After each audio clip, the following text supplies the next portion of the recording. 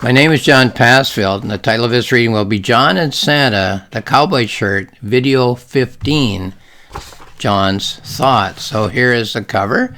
John and Santa, the Cowboy Shirt. That's me as an elementary student with a cowboy shirt, but not the one in the title, not the one that was missing one Christmas and never appeared under the tree.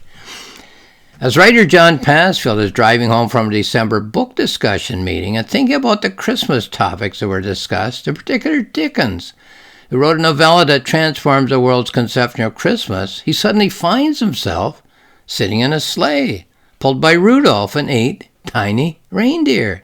What an excellent opportunity to ask Santa about a 70-year-old puzzle, the mystery of the missing cowboy shirt. At the end of each chapter of thought in this novella, John takes stock of what he has witnessed in Santa's presence. I'm going to read the thoughts in which John tries to puzzle out the meaning of his visit with Santa. So let's go to page 19 first of all. So in each chapter, he visits a place that Santa seems to have chosen, and he also has a memory or a vision of one of his own Christmases. And at the end of each chapter of these events, John asks himself, well, what's this all about? So here's the first one. Between stops, we travel just high enough to be able to see the lights of cities or look down on large stretches of water between segments of land. I once had an interesting realization. We were hurtling along in a metal capsule, and the pilot casually mentioned that we were flying at about a mile or two above the ground, and that the temperature outside the plane was a very long way below freezing. And I realized that all of us would be dead in an instant if we suddenly found ourselves outside the plane. Similar conditions are probably what we have right here, that is, riding along in Santa's sleigh. The rules of destruction are obviously suspended as we ride along. So as long as John's beside Santa, he won't freeze to death or crash to the ground, he assumes. Okay, page 28 at the end of the next chapter, which would be at the end of chapter 3 of these events.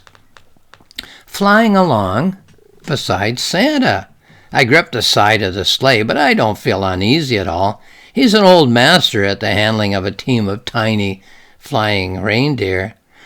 The trip reminds me of taking a ship along the north shore of the Mediterranean. I wanted to see Gibraltar, as my grandfather had served there as a Royal Marine, and I knew that we would pass it in the dark about 2 a.m., and so I was on the lookout as we passed along the land, and strings of lights along the shore would disappear in the blackness, and a new string of lights would appear. I had no idea what island or what country I was seeing. All I knew was that Gibraltar would be 2 o'clock. Here, I have no idea where we're going in the dark. So, there we are. Next is on page 35 of John's thoughts, after another chapter of these visits. It's quite interesting to watch the reindeer as they fly.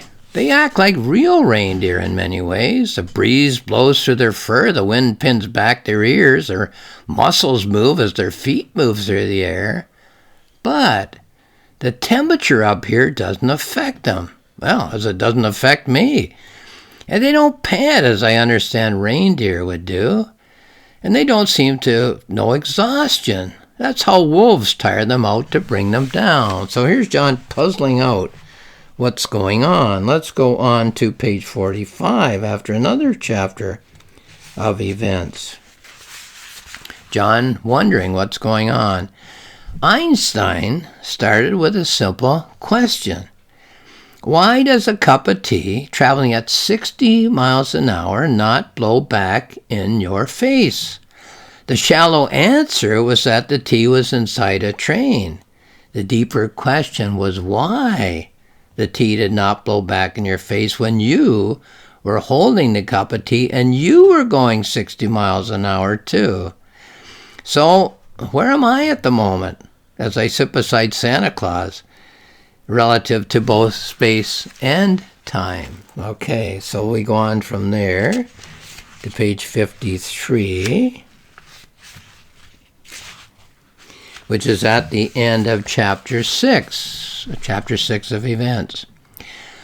That mountaintop was the first place stop for Santa that I would say approaches what I would call normal. The reindeer acted like actual reindeer would. Wonder where it'll take me now. So far it's all been houses and rooms. Wonder when we'll start to see people. Maybe the scenes of my early childhood. Something like Dickens, but without the need for the guilt, the remorse, and the change of heart. Well, reference to Ebenezer Scrooge there, of course. Let's go to page 63 now. At the end of chapter 7 events. I don't know why Santa's taking me to all these places. He hasn't said a word all the time we've been here. And I haven't said a word to him. Not a word. Though I've had a few interesting thoughts. Something tells me, though, not to say anything. I have the feeling if I speak, I won't be heard. Okay, then we go to 74 at the end of chapter 8, with John again wondering, does Santa visit these desolate places often, I wonder? Once in a lifetime? The span of a human life, that is, or once a year? Or just with me? Just this once? Through a sense that these places are the ones where I would choose to go if I had the use of Rudolph and the sleigh and the other 8 tiny reindeer. So whose trip is this, I guess, becomes the question there. And then the last one, 82-83, which is the end of chapter, page 82-83, at the end of chapter 9, John's last thought while on the trip. So, this is all very interesting. These places are quite fascinating. They seem to be places of the extreme. The highest reach of the mountains, the deepest depths of the sea, the 2 poles, the north and the south, even outer space. That's a spectacular view of the earth from so far away. Takes my breath away whenever I see it. Santa must find it awesome as well, despite the fact that he lives in a different sphere. But why is he leading me here? So far from what I think of what everyone thinks of as the places where Santa would care to spend his time. Why not Santa's workshop or various children's houses as they anticipate his visit on Christmas Eve?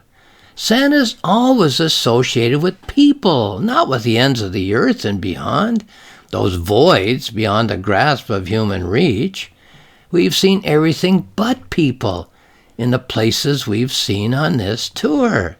And why does Santa not talk about these places at all? Well, that's the last of the places, or John's comments that I want to read. But here's a thought that I wrote as a response to this reading.